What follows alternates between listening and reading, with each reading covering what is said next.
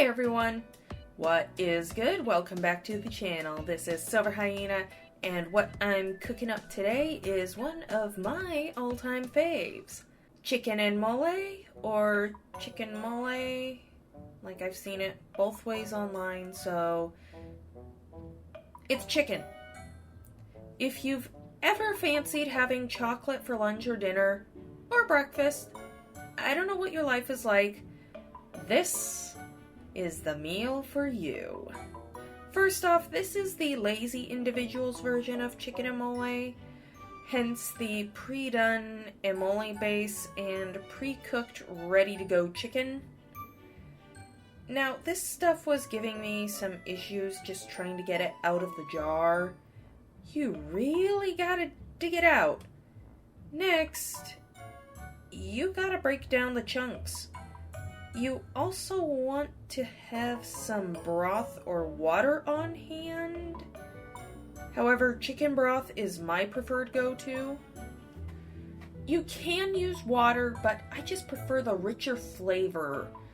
Just richer and more savory when you use chicken broth, so definitely go with the chicken broth. Turn the heat to medium and just stir until all the lumps are gone, adding more liquid as needed. Alrighty, once your mole is nice and smooth, it's time to add the chicken. I love this pre-cooked, pre-sliced chicken. Makes things so much easier. Of course, if you prefer, you can always cook your own chicken.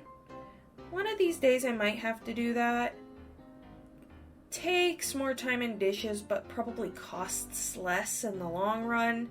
It just depends on what you want more of. Do you want more time, or do you want more money? Sometimes, well, the time is worth more. Now, what I love about this stuff is that it's an unsweet chocolate sauce. That might sound weird, but trust me, it's awesome. Mole was like my go-to at Mexican restaurants for the longest time, but lately I haven't been able to find it.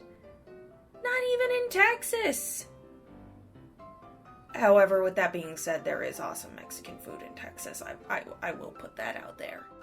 But this is why I always check out the international food aisles at my local grocery stores. You can find all sorts of yummy things in those places, I'm telling you.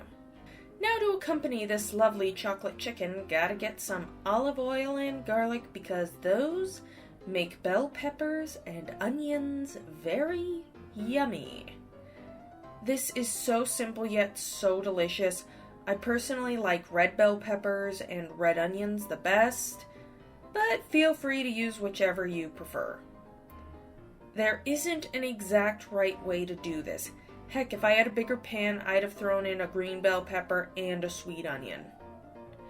But I don't have a bigger pan. Anyways, fajita seasoning is an absolute must. Seriously, I always keep a packet of this stuff on hand. Of course, you can always mix up your own seasoning if you so prefer. But I just like the packets. Again, it's easy. Honestly, I could just eat these veggies straight up there. They're just delicious. As you saute them in the pan, they'll begin to shrink down. I like to make sure these veggies still have a bit of a bite to them, yet are still soft.